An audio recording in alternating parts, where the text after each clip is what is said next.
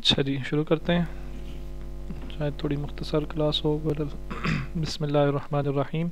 और इसमें हम सीखने जा रहे हैं क्रॉप टूल। क्रॉप टूल जैसे कोरोड्रा में होता है, इसी तरह फ़ोटोशॉप में भी होता है। तकरीबन हर सॉफ्टवेयर में ये होता ही है। और कॉमन सी बात है, क्रॉप टूल ने क्या करना है, क्रॉप करना है। अब जो लोग इमेजेस फ़ोन पे भी एडिट करते हैं उनको भी पता है कि क्रॉप टूल क्या होता है। तो इसके लिए हम कुछ इमेजेस खोल लेते हैं पहले। अच्छा, एक मैं आपको वेबसाइट बताता हूँ। ये वेबसाइट्स, हाँ, अनस्प्लैश, ये वेबसाइट आ गई है। ये वेबसाइट है। अब इस वेबसाइट पे आप कुछ भी सर्च करें, आपको पिक्चर्स मिल जाएंगी अच्छी क्वालिटी की, और ज़्यादातर फ्री होती हैं।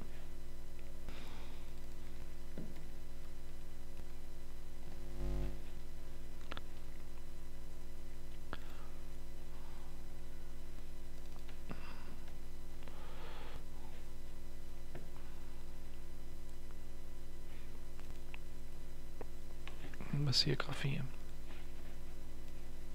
इंपोर्ट करने का तरीका मैंने आपको बताया था। यहाँ से इन दोनों को पिक करें और इसको उठाएं। बजाय इसके कि आप इसको यहाँ पे कोरोड्रा में लेके जाएं और यहाँ पे छोड़ें। ठीक है, ये पिक्चर्स आ गई हैं।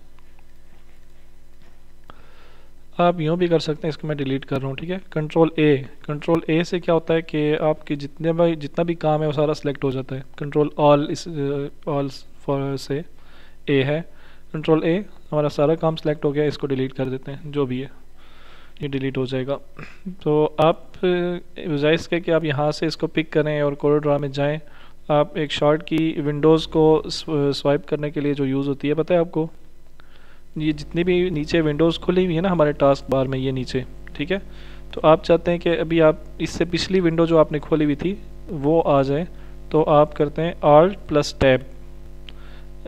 आल्ट को दबाए रखेंगे ना, टैब को एक दफ़ा दबा के छोड़ देना है, उसको दबाए रखेंगे तो फिर यूँ होता रहेगा। ठीक है, तो आपने टैब को एक दफ़ा दबा के छोड़ देना है, यूँ प्रेस करके छोड़ना है। जिस विंडो पे आप जाना चाहते हैं उस पर आप करें, मतलब जब उस पर ये जाए तो आप उसको आल्ट को छोड़ दें, वो खुल जाएगा। तो दो ही विंडोज़ को आपने स्वाइप करना है, ये फोल्डर है और ये आल्ट, ये हमारा कोरोड्रा है। तो ये अब बस आल्ट को दबा के टैब को दबा के छोड़ दें तो ये उधर आ जाएगा। लेकिन अगर किसी और पे जाना है, नीचे जो खुली हुई है, तो फिर आप आल्ट को दबाए रखें तो सेलेक्ट कर लें। तो हम इसको यूँ करके यहाँ पे पेस्ट कर देते हैं। ये ज़रा फास्ट तरीका है।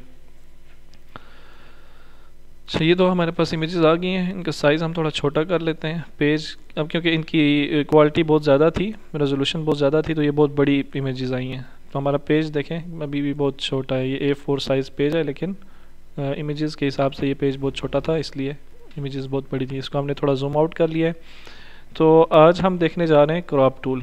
कुछ मैं साथ टेक्स्ट भी लिख देता हूँ। बैक टू स्कूल, ठीक है,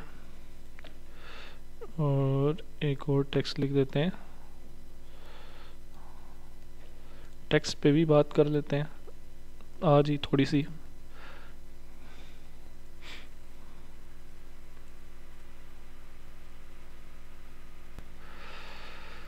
तो ये तो मैंने रैंडम वर्ड्स लिख दिए हैं, सही है। और कुछ शेप्स भी बना देते हैं, क्योंकि सब चीज़ें हमारे काम आएंगी। अच्छा जी, आज हम सीखने जा रहे हैं कौन सा टूल? Crop tool. तो हमने इस इमेज को क्रॉप करना है। अगर मैं ये चाहता हूँ कि ये इमेज का इस साइड वाला जो एरिया है, लेफ़्ट साइड वाला, ये इस बच्चे की तस्वीर से लेफ़्ट साइड वाला जो एरिया है वो मुझे नहीं चाहिए, वो रिक्वायर्ड नहीं है। तो मैं क्या करता हूँ, इस इमेज को सिलेक्ट करूँगा, ठीक है, और क्रॉप टूल सेलेक्ट करूँगा।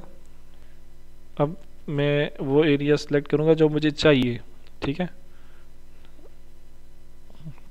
अब देखिए, जब आप नोड एज पे आएंगे ना, तो यहाँ पे ये खुद ब खुद इसको आपको बताएगा कि अब एज आ गया है।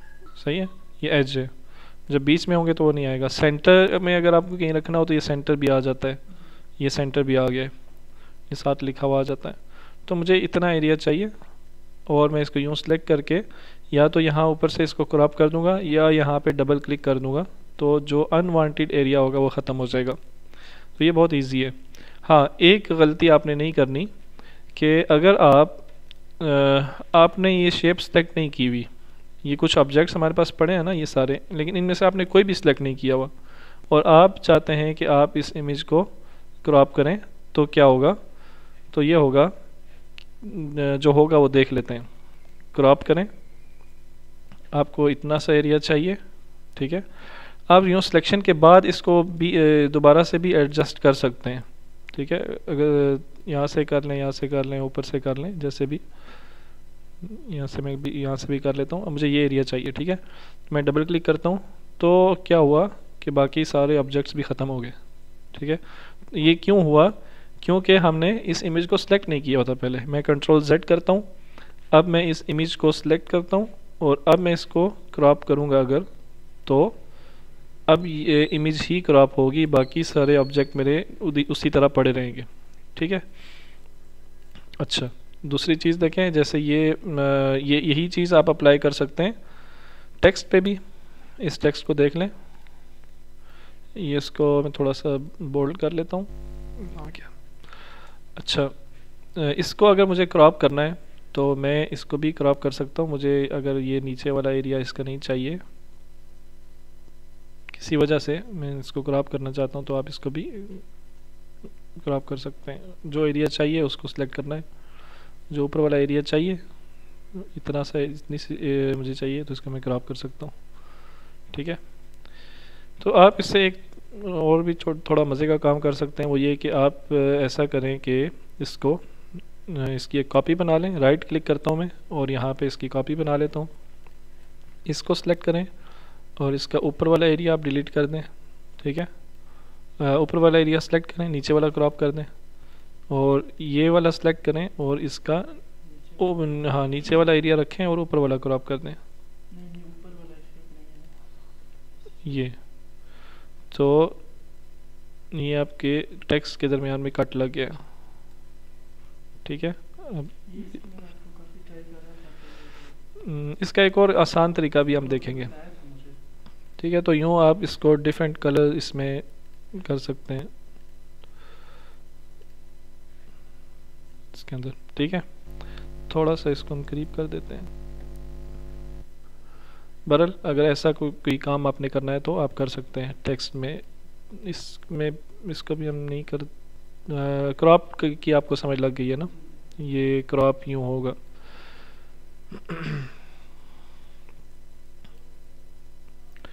अच्छा, ये टेक्स्ट इसकी अलाइनमेंट कैसी है, क्या कहेंगे आप इसको? ये राइट लेफ़्ट अलाइन है, लेफ़्ट अलाइन है। अब ये टेक्स्ट है ना, इसको आपने अगर अलाइन करना है ना, तो आप यहाँ से जैसे MS वर्ड में होता है वही प्रॉपर्टीज़ कुछ हमारे यहाँ पे हमारे पास मौजूद हैं। आप देख रहे हैं कि इसमें फॉन्ट भी है, ठीक है। ये फॉन्ट्स हैं हमारे पास। आप जो भी इसका कलर साइज वो रखना चाहें, फॉन्ट रखना चाहें, इसको आप एडजस्ट कर सकते हैं, नीचे कर लें। ये फॉन्ट का साइज़, ये जो टेक्स्ट लिखा हुआ है ना, इसका साइज़ आपने छोटा बड़ा करना है तो यहाँ से कर सकते हैं आप, ठीक है। हाँ, तो बात ये हो रही थी कि इसका साइज़ यहाँ से आप इसको, इस टेक्स्ट को आप यूँ भी बड़ा कर सकते हैं, छोटा बड़ा कर सकते हैं।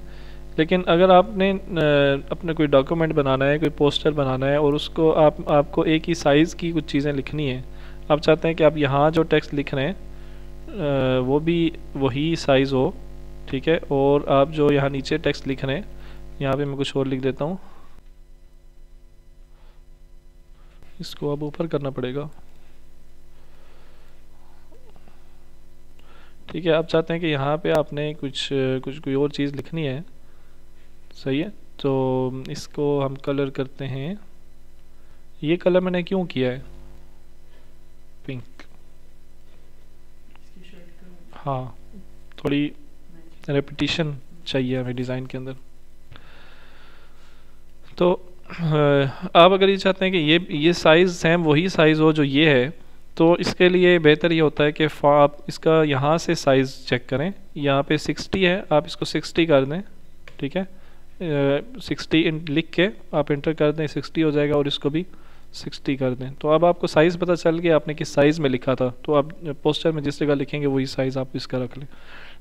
वरना यहाँ से भी छोटा बड़ा करना हो तो हो सकता है, कोई इशू नहीं। एक और चीज़, अगर आपने फॉन्ट्स लिखा है, कोई भी टेक्स्ट लिखा है, तो आप शेप टूल सेलेक्ट करें जब, तो देखें यहाँ पे क्या होता है। इस टेक्स्ट पे जब ये टेक्स्ट की फॉर्म में है, अगर हम इसको कंट्रोल क्यू कर देते हैं ना, कंट्रोल क्यू से क्या होता है, कर्व, कंट्रोल क्यू करते हैं या राइट क्लिक करके हम इसे कर्व कर देते हैं, तो फिर ये चेंज हो जाएगा, फिर ये वाली प्रॉपर्टीज़ नहीं अप्लाई होंगी जो अभी मैं आपको बताने वाला हूँ। इसका मैं कंट्रोल क्यू कर यहाँ से राइट क्लिक करके या कंट्रोल क्यू करके कर्व कर देता हूँ ना, अब देखें अब इसके नोड्स बदल गए हैं। अब मैं शेप टूल सेलेक्ट करता हूँ तो ये और तरह के नोड्स आ रहे हैं। अब इन नोड्स से ये टेक्स्ट का स्टाइल, इसकी शेप चेंज होगी। लेकिन जब ये टेक्स्ट की फॉर्म में है, अब मैंने कंट्रोल Z करके इसको वापस कर दिया, अभी ये टेक्स्ट की फॉर्म में है। टेक्स्ट की फॉर्म से कैसे पता चलता है कि ये टेक्स्ट की फॉर्म में है, और इसको मैं कर्व कर देता हूँ, ये टेक्स्ट की फॉर्म में नहीं है। ठीक है, इजी तरीका ये है कि आप इसको डबल क्लिक करें तो ये एडिटेबल होगा, आप इसको एडिट कर सकते हैं, लेकिन इसको आप एडिट नहीं कर सकते। इसको आप डबल क्लिक करें तो ये कोई अजीब सी शेप बन जाती है, ये अब शेप टूल है, सही है। तो ये टेक्स्ट की फॉर्म में है अभी, और मैं शेप टूल सेलेक्ट करता हूँ तो देखें क्या क्या चेंजिंग क्या होता है कि हर लेटर का एक अलग नोड है। ये W का नोड है, ये E का है, ये L का है, ठीक है। और हमारे पास कुछ एक ये हैंडल यहाँ पे बना हुआ है, और इसी तरह का एक यहाँ बना हुआ है। इस यहाँ पे देखें ये कैसे है, इसको अगर आप चेंज करते हैं ना, अगर आपको इन लेटर्स के दरमियान में स्पेस ज़्यादा चाहिए, ये खुले खुले लिखे हों, तो आप इसको पकड़ के खींचेंगे तो ये लेटर इनमें ज़्यादा हो जाएगा, ठीक है। लेटर्स के बीच में स्पेस ज़्यादा हो जाएगी, सही है। अगर आप, मैं दोबारा शेप टूल सेलेक्ट करता हूँ, अगर आप इसको पकड़ के खींचते हैं ना, तो जो ऊपर नीचे दो लाइनें हैं उनमें स्पेस कम ज़्यादा होगी। जैसे यहाँ पे देखें 3 लाइनों में लिखा हुआ है, इसको मुझे दोबारा से वो करना पड़ेगा। मैं कंट्रोल Z करता हूँ क्योंकि ये शेप हमने बना दी थी, कर्व कर दिया था ना। हाँ, ये अब टेक्स्ट है, शेप टूल सेलेक्ट किया, तो अब यहाँ पे देखें ये, अगर मुझे इन लाइनों के बीच में स्पेस कम करनी है तो ये इससे मैं इसकी स्पेस को भी कम कर सकता हूँ, बीच में भी घुसा सकता हूँ, लेकिन जितनी आपने रखनी है आप इसको रख सकते हैं, ठीक है।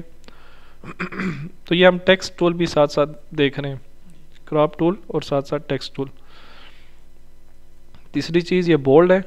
बोल्ड करने के लिए आपको सिलेक्ट करना ज़रूरी होता है। यूँ आपने टेक्स्ट सिलेक्ट हुआ है और इसको बोल्ड करेंगे अनबोल्ड करेंगे, ये नहीं होगा जब तक आप इसकी सिलेक्शन इस तरह नहीं करेंगे, ठीक है। ये MS वर्ड में भी यूँ ही होता है, ठीक है। आप इसने इसकी सिलेक्शन की, इसकी बोल्ड ख़त्म किया या बोल्ड किया आप कर सकते हैं। यहाँ से ये इटैलिक होता है, ठीक है, और यहाँ से ये अंडरलाइन होता है। ये सब चीज़ें वर्ड की हैं, MS वर्ड की, इसलिए मैं इसको तेज़ी से बता रहा हूँ। और यहाँ पे ये क्या है, ये अलाइनमेंट है। आप इसको लेफ़्ट अलाइन रखना चाहते हैं, सेंटर अलाइन करना चाहते हैं, राइट अलाइन करना चाहते हैं, या फुल जस्टिफाई का क्या मतलब होता है कि दोनों साइडों से बराबर, ठीक है। तो हम इसको लेफ़्ट अलाइन ही रहने देते हैं, सही है। तो इसको अब हम ये वेलकम जो है ना, थोड़ा सा यूँ करते हैं ताकि ये इस साइड से बराबर रहें। इसको हम लेफ़्ट अलाइन कर देते हैं।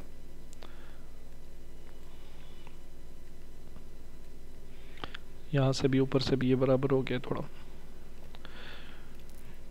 तो ये जस्ट वैसे ही मैंने बीच में लिख दिया है आपको समझाने के लिए, टेक्स्ट की चीज़ें कुछ। तो टेक्स्ट पे भी आप क्रॉप टूल अप्लाई कर सकते हैं, सही है। बताने का मकसद ये था। क्रॉप टूल आप शेप पे भी अप्लाई कर सकते हैं।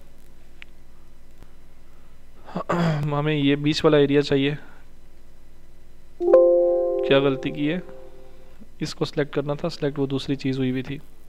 ये भी देख लें, अगर आपने ये सिलेक्ट किया हुआ है और आप क्रॉप इसको कर रहे हैं तो ये नहीं होगा, ठीक है, मसला हो जाएगा। तो ये बस दफ़ा ऐसे हो जाता है, जैसे अभी मेरे से हो गया था। तो आप इसको बीच में से यूँ क्रॉप करना चाहते हैं तो आप कर सकते हैं। अगर आपको यही वाली इमेज हम लेते हैं, ये वाली, अगर आप स्ट्रेट में नहीं बल्कि डायगोनल में क्रॉप करना, रोटेट करके इसको रोटेट करना चाहते हैं, रोटेट करके क्रॉप करना चाहते हैं, तो आप सेलेक्ट करें एरिया, मैंने इसको सेलेक्ट किया हुआ था ना, हाँ इसको सेलेक्ट करें, मतलब जितना एरिया आपको चाहिए, ये मुझे चाहिए, यहाँ से मुझे क्रॉप करना है, सॉरी यहाँ से क्रॉप करना है। अब यहाँ पे ऊपर प्रॉपर्टी बार में देखें कि ये रोटेशन का साइन है, यहाँ से आप जितने एंगल पे रोटेट करना चाहते हैं वहाँ पे लिखें। मैं इसको 45 पे रोटेट करता हूँ यूँ, और क्या करता हूँ, क्रॉप कर देता हूँ, डबल क्लिक। ये अब रोटेशन में रोटेट करके हमने इसको क्रॉप कर दिया है, ठीक है।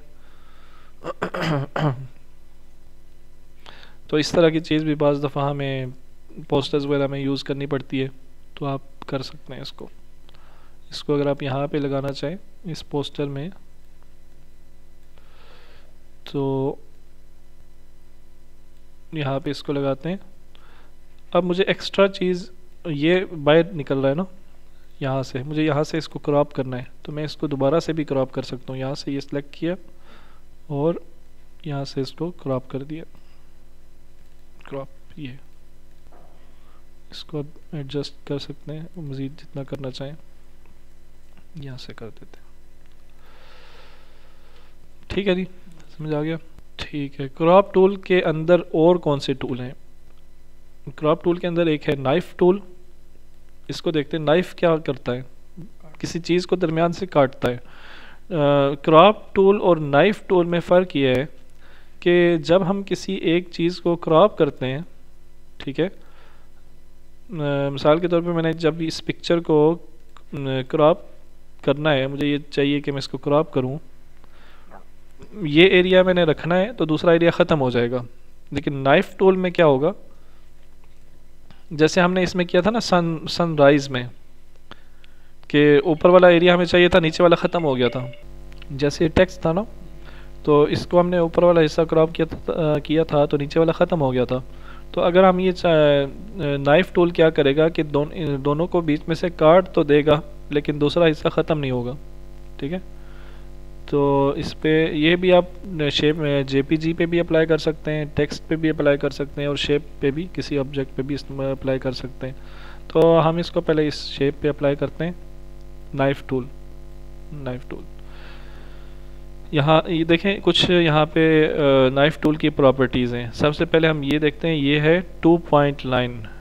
ठीक है, 2 पॉइंट लाइन का क्या मतलब है कि स्ट्रेट लाइन लगेगी 2 पॉइंट्स के दरमियान, ठीक है। तो हम इसको इस लाइन में क्रॉप करते हैं, तो क्या ये क्रॉप हो गया? कैसे पता चलेगा? इसको देखें आप, यहाँ पे एक नोड बना आ गया और यहाँ भी नोड नज़र आ रहा है। तो ये दूसरा तरीका इसका ये देखने का कि ये हुआ है या नहीं, कट हुआ है या नहीं, आप इसको पिक टूल सेलेक्ट करें, एक दफ़ा साइड पे क्लिक करें और अब यहाँ पे क्लिक करें, तो देखें ये ऊपर वाला हिस्सा सिलेक्ट हुआ है, यहाँ से नीचे वाला, ये 2 हिस्सों में डिवाइड हो गया है। इस हिस्से को उठा के आप साइड पे कर सकते हैं, ठीक है। तो ये अब इसको उठा के हम इसके बीच में भी लिख सकते हैं,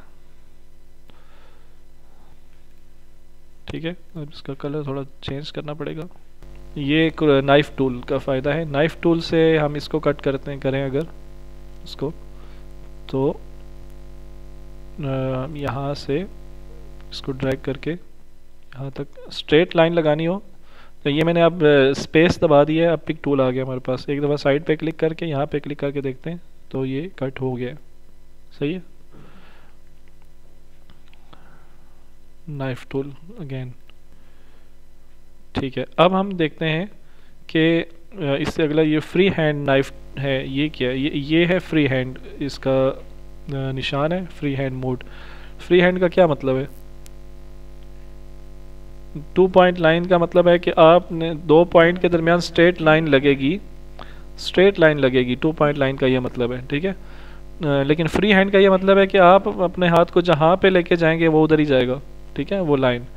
तो इसको अगर मैं क्रॉप करना चाह रहा हूँ, इस इमेज को सिलेक्ट करके, अब मैं इसको इस तरह जिग जैग में क्रॉप करता हूँ, सॉरी नाइफ इस पर फेरता हूँ, छुरी चलाता हूँ इस पर, तो ये इसको मैं मूव कर रहा हूँ, देखें निशान बना आ रहा है। लेकिन क्योंकि अब ये दोनों सेलेक्ट हुए हैं तो दोनों मूव कर रहे हैं। इसको मैं साइड पे एक दफ़ा क्लिक करके अब देखता हूँ इसको, तो ये देखें जैसे मैंने इसको छुरी चलाई थी जैसे ये उसी तरह कट गया। तो नाइफ टूल से आप कोई छोटा मोटा ये फ्री हैंड टूल से इमेज की क्रॉपिंग भी कर सकते हैं, लेकिन ये इसके क्रॉप करने के लिए होता नहीं है, ठीक है। इसके लिए और बहुत तरीके हैं, ये वैसे आपको बता रहा हूँ कि ऐसे भी हो सकता है। ये मैं रफली इसको कर रहा हूँ, ठीक है। पिक टूल एक दफ़ा साइड पे क्लिक करें और इसको उठा के बाहर निकाल लें, ठीक है।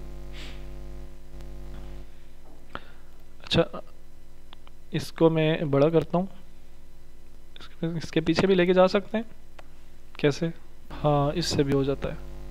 ये ऊपर आ गया, ये देखिए, ठीक है। मतलब नाइफ टूल से कुछ हमने कर लिया, लेकिन ये एग्जैक्ट नहीं होगा। यहाँ पे देखें, यहाँ पे मसला आ रहा है, ठीक है, क्योंकि कटिंग में मसला आया था। तो ये इस काम के लिए नहीं है, लेकिन फिर भी मैं आपको बता रहा हूँ कि फ्री हैंड का क्या मकसद है।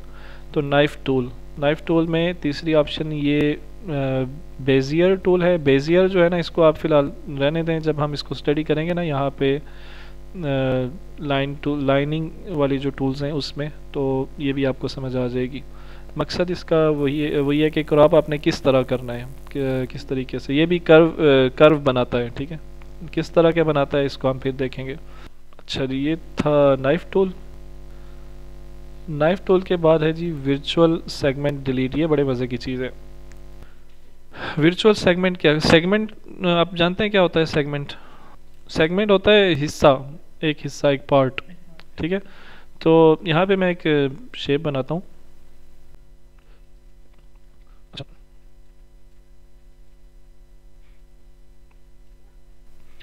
ये एक शेप बनी है, ठीक है। लेकिन ये एक शेप नहीं है। अगर आप इसमें कलर करना चाहें तो क्या होगा, ये वो वाला जो स्क्वायर है उसमें कलर होगा, ठीक है। अगर आप इसमें कलर करना चाहें तो इसमें अलग अलग कलर होंगे अपनी अपनी शेप में, सही है। तो इसका मतलब ये अलग अलग शेप्स हैं, ये एक शेप नहीं है। इसमें ये जो आ रही है ना लाइन, ये लाइन जो आ रही है, ये लाइन बेसिकली ये इसका इस लाइन से कोई ताल्लुक़ नहीं है, बज़ाहिर नहीं लग रहा ना। तो ये जो सेगमेंट है ना, ये वाला सेगमेंट, ये एक पीस नहीं है। ये वाला जो सेगमेंट है ये एक पीस नहीं है, ठीक है। लेकिन वर्चुअली बज़ाहिर तो हमें ये एक नज़र आ रहा है ना कि यहाँ से यहाँ तक एक चीज़ है, तो ये वर्चुअल सेगमेंट है। समझ आ रही है बात? ये वर्चुअल सेगमेंट है कि ये यहाँ से यहाँ तक ये एक चीज़ है, यहाँ से यहाँ तक ये एक है, ये इस तरह। तो अगर हमें यहाँ से कोई सेगमेंट, ये वर्चुअल सेगमेंट डिलीट करना हो तो हम कर सकते हैं।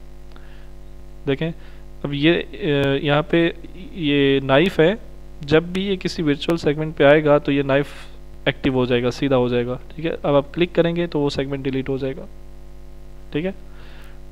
यहाँ से इसको मैं अगर डिलीट करना चाहूँ तो इसको भी कर सकता हूँ। अच्छा, ये चीज़ है ना, तो इसके साथ मैं आपको एक और चीज़ भी बता देता हूँ कि ये स्मार्ट फिल, अगर आप यहाँ पे नीचे वाले टूल में जाएं, ये जो बकेट बनी हुई है इसमें ये एक है इंटरैक्टिव फिल, एक है स्मार्ट फिल। स्मार्ट फिल क्या करता है कि ये आपको जो बज़ाहिर शेप नज़र आ रही है ना उसमें कलर कर देता है।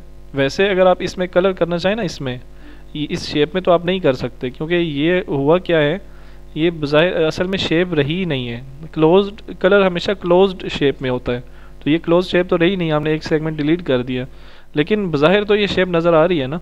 तो बज़ाहिर ये एक शेप नज़र आ रही है ना, इसमें हम कलर करना चाहते हैं ना, तो वो यहाँ से होगा। ये इस बकेट को सिलेक्ट करें और स्मार्ट फिल, ठीक है। तो ये आप समझ लें कि वर्चुअल जो है ना, वर्चुअल शेप, उसमें कलर कर देगा। सिलेक्ट करें और इसका कलर आप यहाँ से चेंज करेंगे, यहाँ से प्रॉपर्टी बार में यहाँ पे आप कोई भी कलर सेलेक्ट करें और इसको यहाँ पे फिल कर दें, ठीक है। कोई और कलर सेलेक्ट करते हैं हम, इसको फिल कर देते हैं, तो ये वर्चुअल शेप्स में ये कलर कर देता है, सही है। तो ये था वर्चुअल सेगमेंट डिलीट।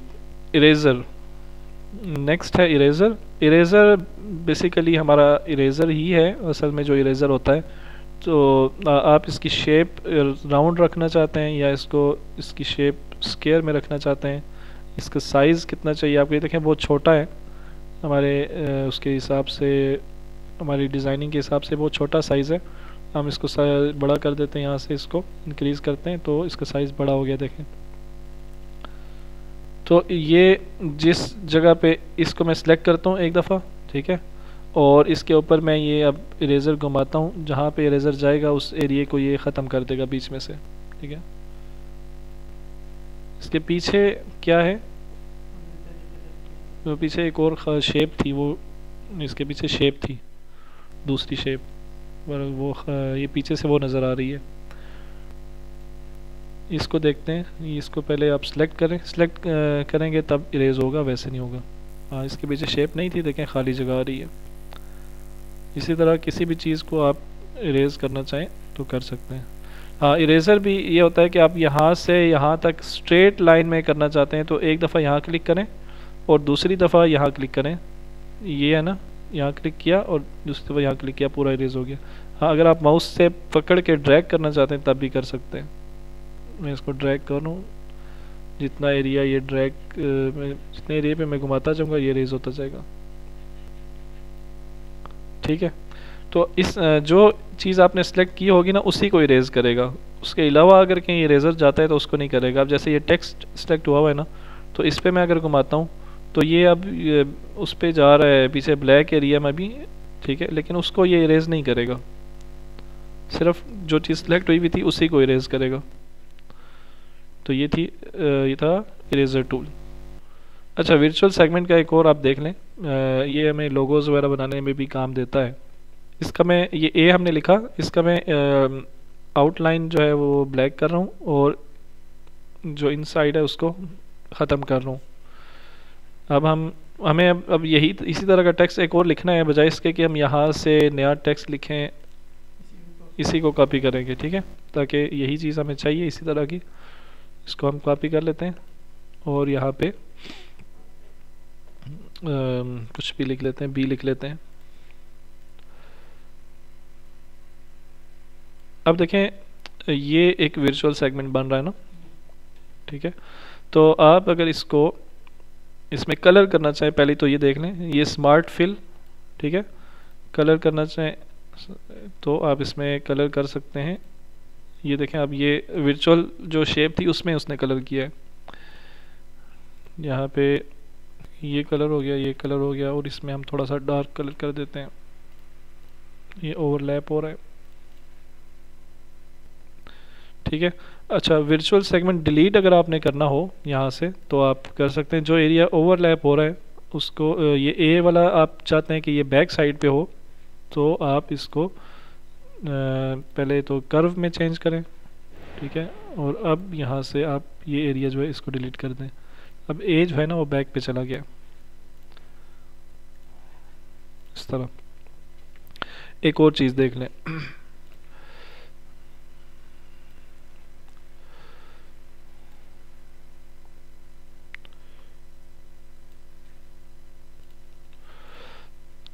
ये एक शेप बनाई हमने, इसी तरह की एक और बना लेते हैं यहाँ पे।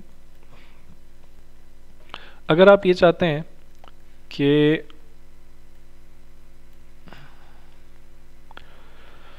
क्या चाहते हैं कि इसका ना हम चैन बनाना चाह रहे हैं यूं, ठीक है, चैन बनाना है। तो ये वाला जो चैन आ रहा है ये हम चाहते हैं यहाँ ये ऊपर से गुजरे, ठीक है। तो इसका ये जो नीचे होना है ये नज़र नहीं आएगा ना, ज़ाहिर है, तो इसको हम डिलीट कर देते हैं, ये नीचे चला गया, ठीक है। और यहाँ से ये नीचे से गुजरेगा, फिर यहाँ से ऊपर है तो इधर से नीचे होगा, तो इसका जो सेगमेंट है ना इसको हम डिलीट कर देते हैं। यहाँ से ये दूसरा वाला ऊपर हो गया, ये चैन बन गया। तो ये बहुत मज़े की चीज़ है, इससे बहुत ज़बरदस्त चीज़ें भी बनती हैं। इसको हम अब किसमें कलर करते हैं, कोई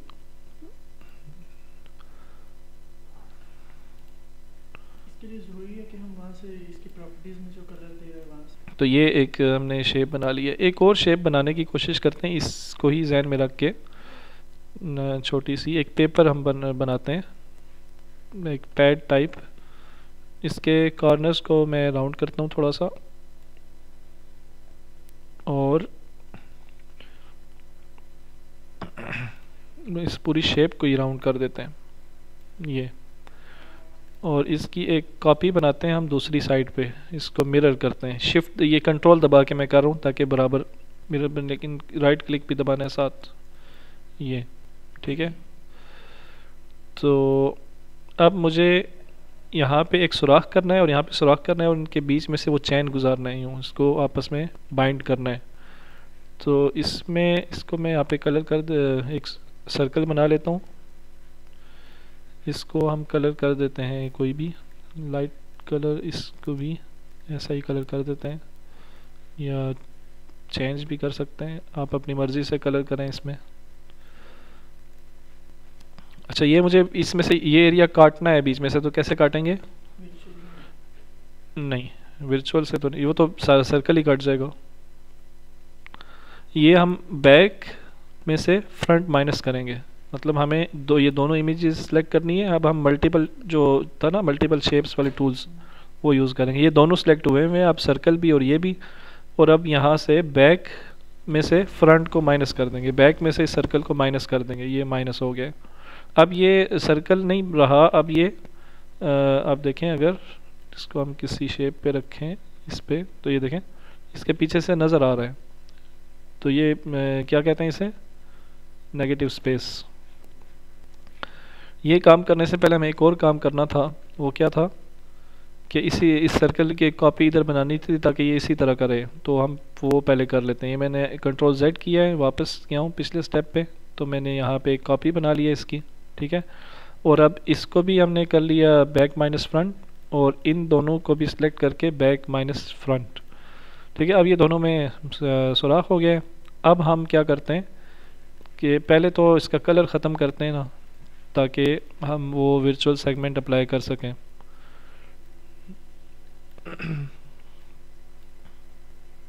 एक चेन बनाना है जो इनको आपस में बाइंड कर रहा हो। बजाय इसके कि आप नया सर्कल लें, हम इसी को कॉपी करते हैं, ठीक है, कॉपी पेस्ट, और इसका साइज़ थोड़ा छोटा कर देते हैं यूँ, ये ज़रा इजी हो जाएगा। अब यहाँ पे हम वर्चुअल सेगमेंट डिलीट करेंगे, तो ये अब हमें ये वाला सर्कल, इसमें से ये चीज़ नज़र नहीं आनी चाहिए, ठीक है, ये ऊपर से गुजर रहा है, ये चीज़ नज़र नहीं आनी चाहिए। यहाँ से भी ये ऊपर है, ठीक है, और यहाँ से ऊपर से गुजर रहा है, यहाँ से ये अंदर घुसेगा इसके, तो ये सर्कल नज़र नहीं, चैन नज़र नहीं आना चाहिए, ठीक है।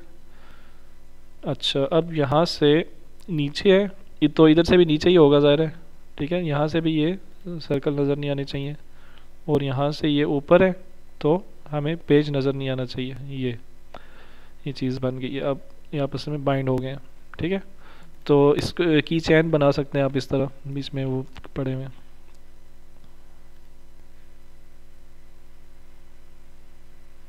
अब इसमें कलर नहीं हो रहा क्योंकि शेप हमने ख़त्म कर दी है, तो हम इसको यहाँ से स्मार्ट फिल से कलर कर देते हैं। कलर मुझे ग्रीन और रह के रेड ही नज़र आते हैं।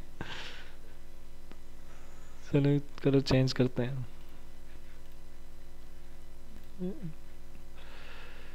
इसमें कौन सा कलर करें?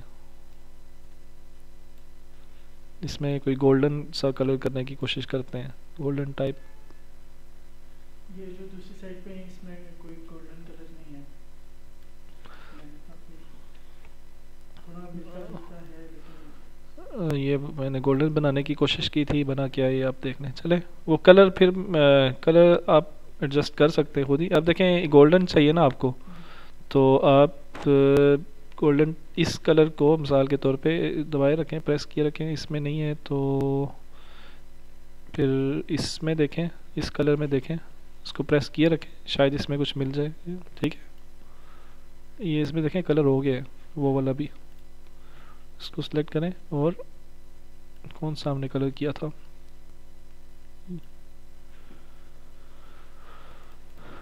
तो ये हमारे पास एक शेप बन गई है, ठीक है।